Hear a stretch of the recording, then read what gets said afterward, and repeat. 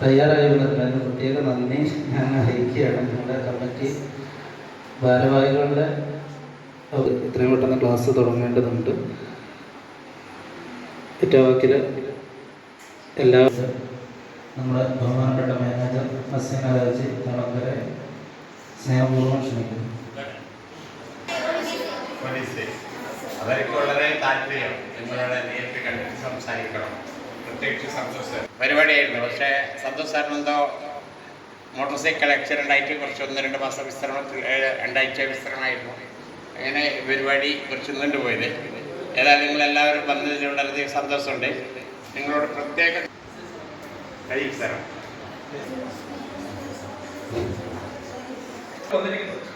നേരത്തെ തന്നെ കഴിഞ്ഞ ആഴ്ചയാണ് ഈ പരിപാടി ആസൂത്രണം ചെയ്തിരിക്കുന്നത്. അന്ന് നമ്മുടെ ഓഫീസർ CI ആണ് ക്ലാസ് എടുക്കുന്നത്. CI സാർ അവിടെ ഉണ്ടാക്കിയാണ് ക്ലാസ് കൈകാര്യം ചെയ്യാൻ. അദ്ദേഹം ഒരു 10 മിനിറ്റ് ശേഷം ക്ലാസ് എടുക്കും. അതോടൊപ്പം എനിക്ക് നിങ്ങളോട് പറയാനുള്ളത് എന്താണെന്ന് വെച്ചാൽ, ഇന്ന് നിങ്ങളൊക്കെ പത്രമൊക്കെ വായിക്കാറുണ്ടോ? വായിക്കാറുണ്ടല്ലേ? എത്ര കുട്ടികൾ പത്രം വായിക്കാറുണ്ടാവില്ല?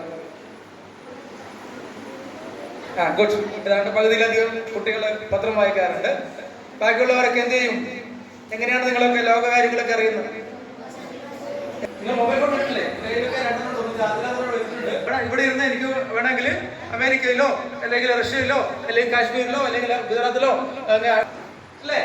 ഇവിടുത്തെ നിങ്ങൾക്ക് ഇവിടെ 3, 4, 5 വരെ ഉണ്ടല്ലേ?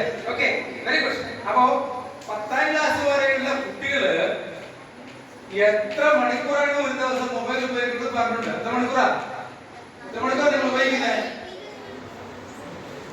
ഞാന് ഹാപ്പി അല്ലേ? ഹാപ്പി അല്ലാത്ത ആരെങ്കിലും ഉണ്ടോ?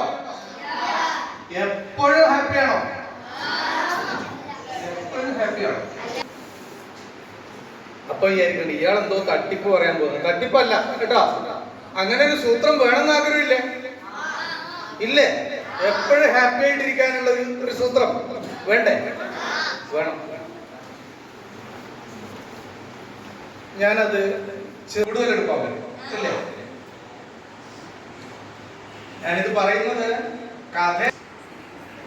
അപ്പൊ അവരുടെ ക്രിസ്മസ് ആഘോഷത്തിന് ഒരു പ്രത്യേകതയുണ്ട്.